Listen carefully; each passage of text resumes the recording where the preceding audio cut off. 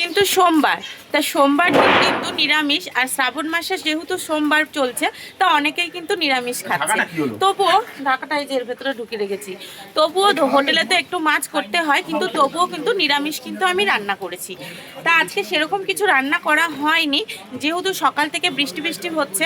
আর তার মধ্যে ওই যে বললাম আজকে শ্রাবণ মাসের সোমবার, তো উপোস থাকা হচ্ছে, তো সেরকম শরীর ভালো লাগছে না। তবু চলুন দেখিয়ে দিই কি কি রান্না করেছি। তার আগে বলে দিই, যারা আমার এই ভিডিওটা ফেসবুক থেকে দেখেন অবশ্যই ফলো করে দেবেন, আর যারা ইউটিউব থেকে দেখেন তারা কিন্তু সাবস্ক্রাইব করতে মোটেও ভুলবেন না। তাহলে চলুন দেখিয়ে দিই কি কি রান্না করেছি।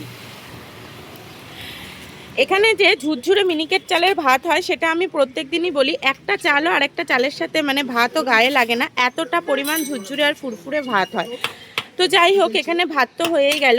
আর আজকে এখানে এই যে বানিয়েছি রাইসটা, গাজর, ক্যাপসিকাম, বিনস, তারপরে এর মধ্যে গরম মশলা সব কিছু দিয়ে কিন্তু বানিয়েছি রাইস।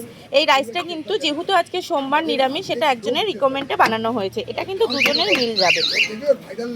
আর তারপর বানিয়েছি আজকে কিন্তু উচ্ছে দিয়ে পেঁপে দিয়ে ডাল বানিয়েছি। এই যে দেখিয়ে দিই, উচ্ছে দিয়ে পেঁপে দিয়ে শুক্তোর ডাল, এটা কিন্তু নিরামিষই রান্না হয়েছে। এটা খেতে কিন্তু দোকানে সবাই অনেক পছন্দ করছে কাস্টমাররা, এই গরমের মধ্যে এরকম শুক্তোর ডাল ভালোই বাসছে।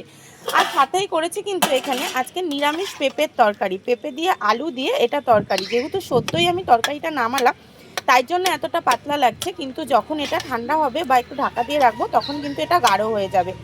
তো যাই হোক, এখানে পেঁপে দিয়ে আলু দিয়ে নিরামিষ তরকারি করেছি। পেঁপেটা কিন্তু নিরামিষ সবজি, নিরামিষ সবজি ঘি দিয়ে দারুণ লাগে, গরম মশলা ঘি ফোড়ন দিয়ে।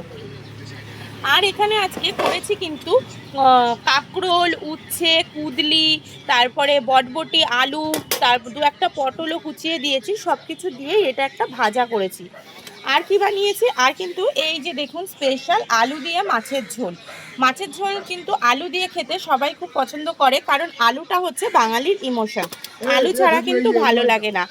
তাহলে আজকে করকম তরকারি করলাম, করকম মেনু করেছি 1 2 3 4 5 6টা।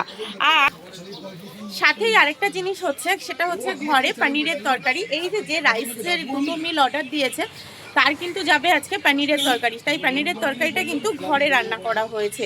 ওই যে বললাম নিরামিষ, এত কিছু রান্না করতে করতে কিন্তু সময় হয়ে ওঠে না, যার কারণে হয় না। তা ঘরে ওটা আমার শাশুড়িমা রান্না করে দিচ্ছে, যিনি এই রাইসটা নেবেন তার সাথে পনিরের তরকারিটা যাবে।